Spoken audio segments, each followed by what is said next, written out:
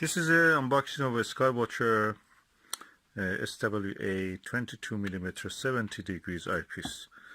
I think there is another item in this, so I'll just open it, see what is inside. Yeah. By the way, I ordered this from the company called Northern Optics in the north of England. The eyepiece I got it from them is £55.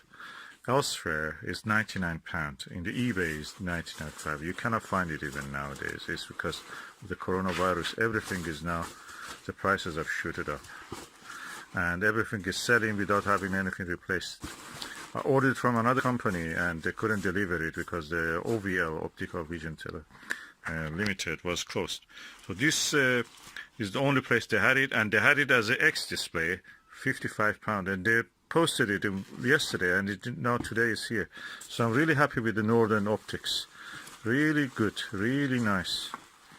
And it's X display. 22mm is the jewel or gem of this range of the SWA eyepieces from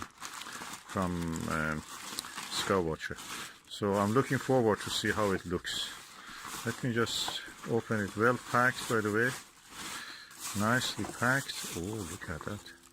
That's a 2-inch eyepiece. Look at the size of the lens. Okay, this is the cap. God, this is really chunky, like a Max Vision. The lens is slightly bigger than a Max Vision. I will blow some with the air blower into it, so just remove a little bit of the things that came from the packaging. This is amazing 22mm Skywatcher eyepiece.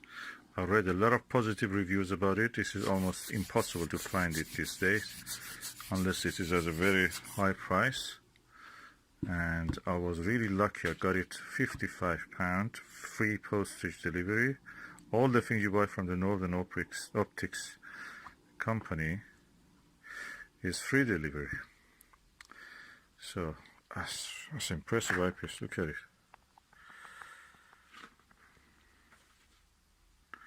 Really clear, unlike my window. And I'm looking forward to using it in the night. So that's the size of my air blower. This is the size of the eyepiece.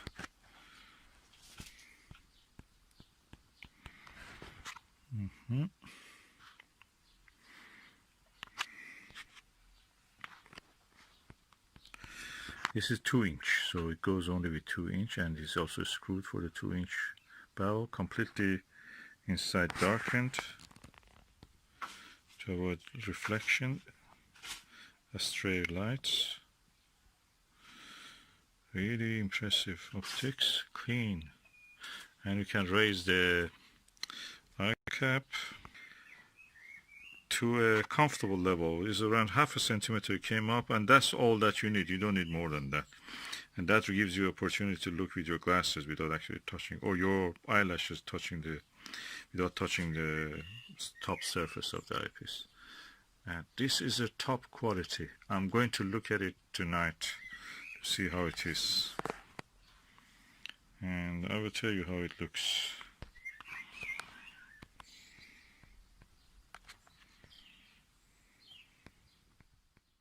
Okay, this is the 22mm Skywatcher SWA 70 degrees eyepiece.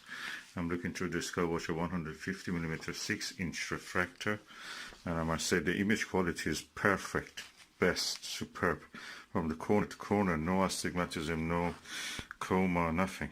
So really impressed with the quality of this. I'm looking at the planet Venus. Through a camera, you don't see the crescent in the video, especially because I cannot adjust the setting. Light should be less so it can capture the shape of the crescent, but anyway, it's good. I'm telling you, it's good. Visually I can see clearly from corner to corner. Okay, I'm using the Skywatcher SWA 22mm 70 degrees on the moon now. It's the 16th-day moon, and it's superb view. I've rarely seen such a clarity with any eyepiece. This is the gem of this range. And I'm using the, of course, the Skywatcher 6-inch refractor, chromatic. And this is the 1200 focal length.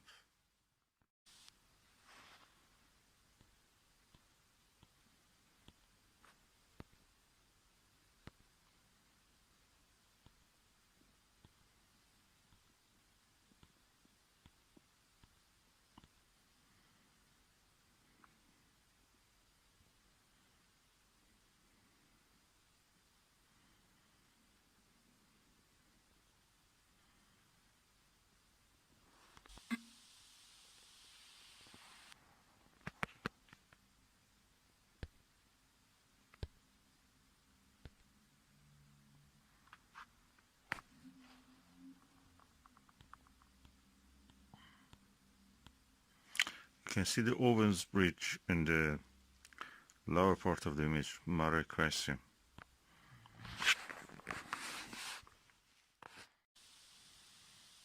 That's the Owens bridge you see again.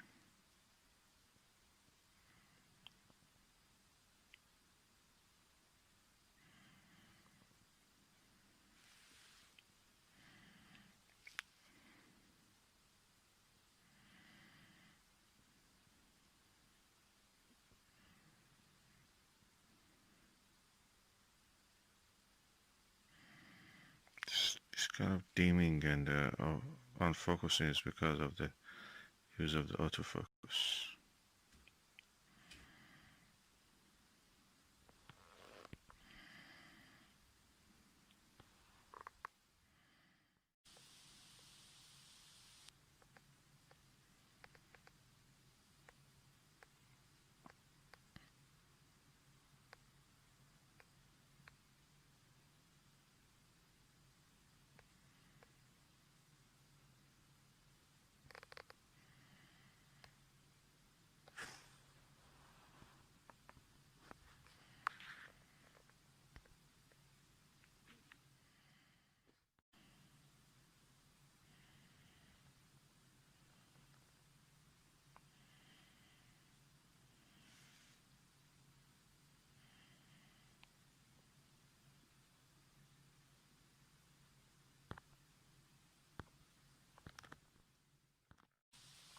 Okay, I'm now looking through the max vision 24mm 82 degrees eyepiece. I must say the image is crisp.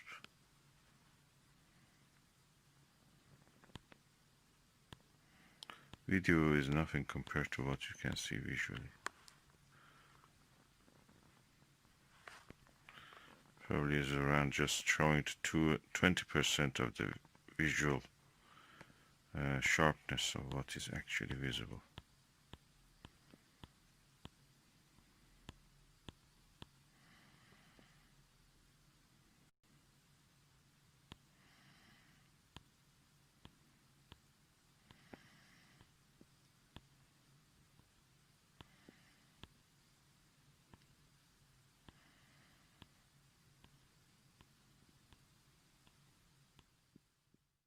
Okay, I must say that the Skywatcher 22mm is better than the max vision 24mm. This is 70 degrees, that is 82 degrees. Why I'm saying that? There is a tiny star, binary star, toward the Crisium side of the moon, disk of the moon. And that tiny star has the spikes when you look at it with the max vision 24mm. But with this Skywatcher 22mm, is sharp, crisp image. And what I can see is this is binary star. Is one of them is blue, the fainter one is blue, the brighter one is yellow, orange, or more yellow. It's one of these HD stars, I think. Let me look on the name of the star. That is called Beta Scorpii, or Akrab, in Arabic meaning scorpion, or Graphias, which is I think in Greek or Latin means clouds. I was suspicious that actually it is 3 stars, and my suspicion was confirmed. It's not two stars. Two stars is the visible one. You see one blue, one yellow. But the bigger one, brighter one, which is yellow, has another companion, which is interesting. Both of them are 10 mass, though these two brighter stars of this binary system are 10 times more massive than our sun, and they may end up soon as a supernova. That's very interesting. I don't know, I can try to catch it.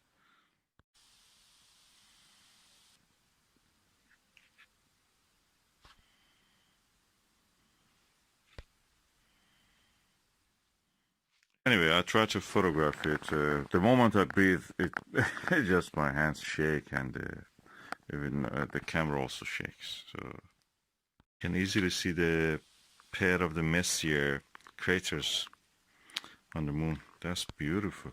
I can see one of them is actually oblong, oval shaped. Okay, all the eyepieces I've seen, almost all of them show the stars a little bit spiky. A few exist, that's max vision 40mm one, but this one is one of those ones that shows no spikes. Every star is circular. You can almost see the iridescent. This 22mm Skywatcher SWA is amazing eyepiece. It's a gem. It's a jewel in the crown of the Skywatcher eyepieces. I'm looking at the Taurus Litro. I looked with the 8mm eyepiece. I always wondered why they chose the Taurus Litro for the Apollo 17. I always thought that there is something special about that. First of all, it has a very dark surface, that area of the mountains and the graben. The graben part of it is very dark, almost like the some areas which are covered in the lava or pyroclastics in the outer parts of the Mount Opening. Maremedi, some sort of kind of name like that. And I always wondered why it is like that and why they chose that. Then gradually I was looking at the results of the Apollo 17. I could see that there is a Lincoln Lee truss fault there, which actually astronauts walked on it. Eugene Shoemaker, no, sorry, Eugene Schmidt actually walked on that truss fault, and the photograph is full of rubble and rocks and such things. There's not sand, soil or earth like material. It's not fine grained. It's very kind of full of rubbles and rocks and boulders. And of course, that is that Lincoln Lee, and now I understand that is a continuation of the truss fault which goes north toward the landing site of one of the lunokhds. And that is also a truss fault, but we know it in lunar terminology as a wrinkle ridge. And that area of the Taurus Litro, to me, is now almost like a basin, expanding basin. A few truss faults surrounding it, but the actual part of it, which is those lower, darker areas, are actually a basin, a graben formed by the pulling. And what caused the pulling is not yet clear to me, but I think it must have been caused by those. It has something to do with those truss faults. If you follow the direction of the truss faults and where the forces were applied, and the shape of the mountains, South Massif and those areas, it may be a clue in those ones that why this is like that. But I want to come to this conclusion. Why they chose those areas, Taurus Litro, for the Apollo 17 landing? They had one option. Apollo 18 was cancelled. I think the geologists who used that, the lunar mappers who used that, chose that area, were brilliant geologists. They knew that there is something interesting there. There is a lot of things to be found there. It helps a lot in the geology of the moon, and they actually pinpointed that area for the the first geologists go to the moon. We don't understand a lot of material that is yet brought, or the pictures, but we are gradually to be there, reaching there.